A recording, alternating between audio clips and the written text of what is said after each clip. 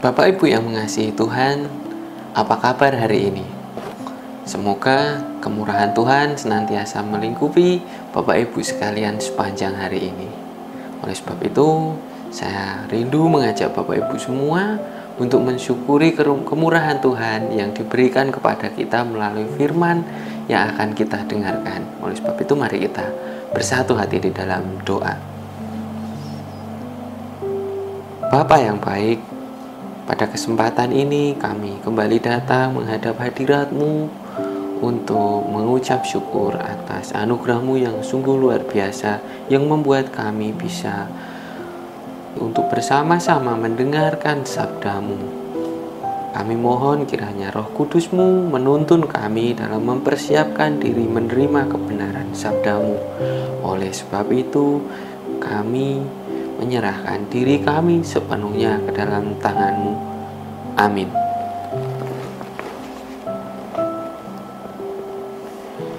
Bapak Ibu yang mengasihi dan dikasihi oleh Tuhan Yesus, pada hari ini bacaan yang kita terima bersama terambil dari surat Yakobus 1 ayatnya yang kedua sampai dengan yang keempat, yang oleh Lembaga Alkitab Indonesia diberi judul Iman dan Hikmat. Begini bunyi firman Tuhan. Saudara-saudaraku, anggaplah sebagai suatu kebahagiaan apabila kamu jatuh ke dalam berbagai-bagai pencobaan, sebab kamu tahu bahwa ujian terhadap imanmu itu menghasilkan ketekunan. Dan biarkanlah ketekunan itu memperoleh buah yang matang, supaya kamu menjadi sempurna dan utuh dan tak kekurangan suatu apapun. Dan yang menjadi judul dari perenungan kita saat ini adalah sengsara yang menyembuhkan. Mungkin di antara kita ada yang masih ingat masa-masa kita bersekolah dulu, ketika SD, SMP, SMA, ataupun saat-saat kuliah. Entah itu kenangan yang baik, kenangan yang kurang baik, tapi semuanya meninggalkan kesan di hati kita. Dan di antara kenangan-kenangan itu, pasti kita akan dengan mudah menemukan ingatan kita bagaimana saat kita bertemu dengan ujian, baik ujian yang diadakan secara mendadak, ujian untuk kenaikan, maupun ujian untuk kelulusan. Ujian diadakan bukan untuk menakut-nakuti atau menggagalkan para murid, atau malah lebih parah, ujian bukan diadakan untuk membuat murid-murid menderita dan sengsara baik sebelum ujian maupun sesudah ujian, karena pasti murid-murid akan bertemu dengan ini itu yang harus dipersiapkan. Pada dasarnya ujian di sekolah itu untuk melihat seberapa jauh para murid menguasai pelajaran yang sudah diberikan oleh para guru, sehingga melalui ujian para murid sebenarnya ditolong untuk maju ke tahap yang berikutnya. Karena biasanya pada kelas yang selanjutnya tantangan dan kesulitannya akan lebih besar dibandingkan dengan yang sebelumnya. Jadi agar bisa sampai pada kelas yang selanjutnya, murid-murid perlu belajar kuat-kuat. Tapi apabila belum berhasil, sekolah memberikan kesempatan yang berikutnya untuk memperbaiki, dan kesempatan itu biasa disebut dengan remediasi. Tapi ujian tidak hanya terdapat di bangku sekolahan. Dalam kehidupan sehari-hari pun juga ada ujian, namanya ujian hidup. Dan adakah Bapak Ibu yang melihat perbedaan antara ujian di sekolah dan ujian hidup? Seorang penulis bernama Tom Bodett mengatakan demikian. Kalau di sekolah, biasanya kita belajar dulu baru diuji. Tapi kalau dalam kehidupan nyata, kita akan diuji dulu baru belajar. Nah, di dalam kehidupan nyata, Tuhan sebenarnya memakai ujian hidup itu untuk melihat kesiapan seseorang, melihat keutuhan orang itu, dan melihat kematangan dia dalam mengarahkan diri agar tetap dekat pada Tuhan. Bagaimana ketika orang itu gagal? Tuhan yang Maha Baik tetap memberi kesempatan, membuka kesempatan bagi orang itu untuk mengulang ujian yang sedang dia hadapi sampai dia benar-benar bisa melewati ujian itu. Konteks bacaan kita Yakobus 1-4 adalah tahan ujian hidup karena kematangan iman. Mengapa demikian? Mengapa diperlukan kematangan? Karena ujian hidup itu datang sebelum kita mempelajari bahan-bahan apa saja yang akan muncul sebagai soal dalam ujian itu. Seperti misalnya tentang kehilangan, entah kehilangan seseorang, kehilangan kesempatan, kehilangan barang-barang yang kita sayangi, atau kehilangan secara umum. Contoh lagi misalnya, kegagalan baik di dunia kerja, dalam berelasi, berumah tangga, ataupun kegagalan dalam banyak hal yang lain. Atau misalnya lagi kena tipu muslihat, dimanfaatkan oleh orang lain, ditikung oleh sahabat kita atau teman kita sendiri, mendapatkan bullying, dijadikan bahan olok-olok. Itu bisa menjadi contoh-contoh dari ujian yang kita hadapi dalam kehidupan kita sehari-hari. Dan mungkin di antara kita saat ini sedang mengalami ujian-ujian itu. Pertanyaannya bagi kita semua, lalu bagaimana kita menjadi tahan uji? Apa persiapannya? Apa yang bisa kita waspadai agar ujian-ujian yang menimbulkan penderitaan, kesengsaraan dipakai Tuhan untuk mengubah kita, untuk menyembuhkan kita? Apa yang bisa kita lakukan untuk itu? Yang pertama, mengubah cara pandang. Yakobus 1:2 mengatakan, anggaplah sebagai suatu kebahagiaan apabila kamu jatuh dalam berbagai-bagai pencobaan. Jadi di sini Yakobus mengusulkan kepada kita semua untuk mengubah cara pandang kita melihat ujian hidup. Ujian hidup yang tadinya menakutkan, penuh penderitaan, dan hanya membuat kita sengsara, sebenarnya adalah sebuah kesempatan yang diberikan bagi kita untuk mengubah situasi, kesempatan dari Tuhan untuk mengubah kesengsaraan kita menjadi kesembuhan. Ibarat sebuah alarm, ujian hidup itu akan selalu berteriak-teriak mengingatkan kita bahwa peluang perubahan situasi itu sudah dekat. Mungkin kita akan lebih merasa terganggu karena ada ujian hidup itu, tetapi alarm selalu dibutuhkan, betul? Usulan Yakobus yang kedua adalah latihan untuk tekun dalam iman. Dalam Yakobus 1 ayat yang ketiga, di sana dikatakan ujian terhadap imanmu itu menghasilkan ketekunan. Ujian hidup yang datang dipakai oleh Tuhan untuk melatih kita, menambah ketekunan kita. Ketekunan adalah sebuah keterampilan, jadi dia butuh dilatih.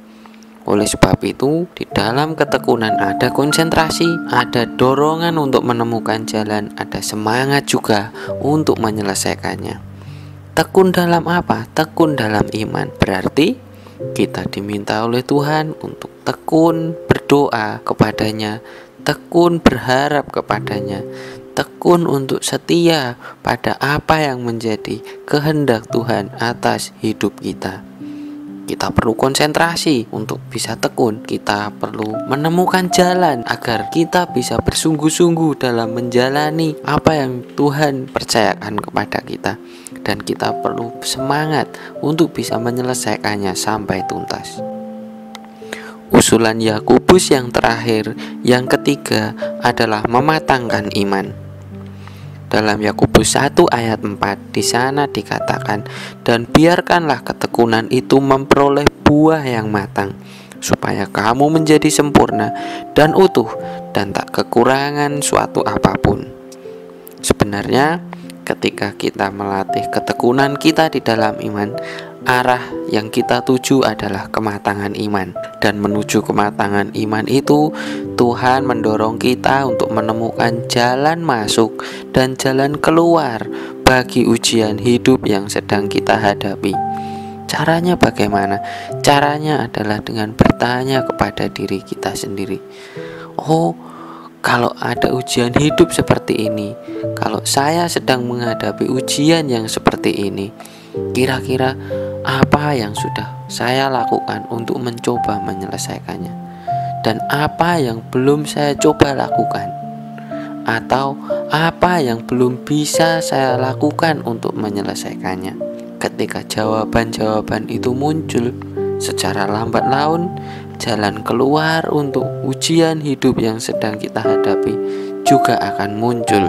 Dan ketika kita sudah menemukan jalan itu, kita akan mendapatkan nilai-nilai luhur yang bermanfaat untuk iman kita.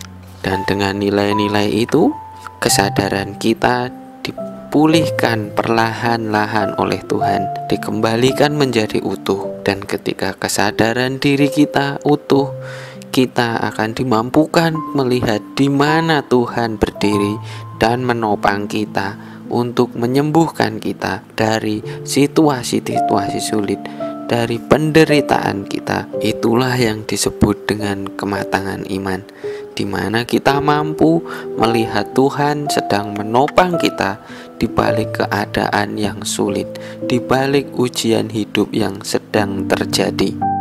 Lalu setelah kita mengubah cara pandang, setelah kita melatih ketekunan kita, setelah kita mematangkan iman kita, apa yang bisa kita lakukan agar kita tidak tinggal kelas, tetapi maju pada kelas yang berikutnya? Ada 3 hal yang bisa kita waspadai. Yang pertama adalah menyangkal. Ketika ujian hidup itu datang, kita akan mengatakan demikian, biasanya tidak begini, seharusnya bisa begitu. Dan kita menyampaikan penyangkalan kita itu kepada Tuhan. Padahal standar itu ada di tangan Tuhan. Yang menentukan kita lulus dari sebuah ujian hidup itu Tuhan, bukan kita. Yang kedua adalah kebut semalam. Layaknya sebuah ujian yang kita persiapkan H-1. Kita berusaha begadang untuk belajar. Kita berusaha memahami ujian hidup dengan cara yang instan. Harapannya kita menemukan solusi yang instan pula. Padahal diri kita sebenarnya perlu waktu untuk bisa memahami apa sih yang ingin diuji dari diri kita. Kita perlu contoh yang banyak agar kita bisa menyelesaikan sebuah ujian hidup sebelum maju ke kelas berikutnya. Yang ketiga, membandingkan atau mencontek. Kadang kita iri melihat hasil ujian orang lain, dan kita berusaha menjadi seperti orang lain, membuat hasil kita seperti milik orang lain. Padahal soal ujian yang diberikan Tuhan itu berbeda-beda. Tidak ada yang sama antara satu orang dengan yang lain, karena Tuhan mempersiapkan kita untuk hasil yang terbaik dari setiap ujian yang diberikan kepada kita. Bapak Ibu yang mengasihi Tuhan dan dikasihi oleh Tuhan, oleh sebab itu apabila kita berharap agar Tuhan mengubah kesengsaraan kita menjadi sebuah kesembuhan, maka sebaiknya kita menyerahkan diri kita pada Tuhan, sambil kita yang pertama mengubah cara pandang kita melihat ujian hidup. Yang kedua, kita perlu berlatih ketekunan melalui ujian-ujian hidup yang sedang kita alami. Dan yang ketiga, kita berusaha mematangkan iman kita. Semoga dengan 3 hal itu Tuhan berkenan mengubah kesengsaraan kita menjadi kesembuhan. Amin. Mari kita berdoa. Tuhan, kami kembali datang kepadamu untuk mengucap syukur atas anugerah-Mu yang sungguh luar biasa, atas sabda-Mu, atas kebenaran firman-Mu yang membuat kami menyadari bahwa apa yang kami rasakan, kesengsaraan yang sedang kami hadapi, bisa berubah menjadi kesembuhan karena Engkau senantiasa menopang kami. Oleh sebab itu Bapa, biarlah kesadaran baru ini Tuhan pakai untuk memberkati kami dalam pekerjaan kami, memberkati kami dalam setiap pelayanan yang Tuhan percayakan kepada kami, dan memberkati kami di tengah-tengah keluarga yang Tuhan berikan kepada kami. Di dalam nama Tuhan Yesus kami mengucap syukur. Amin.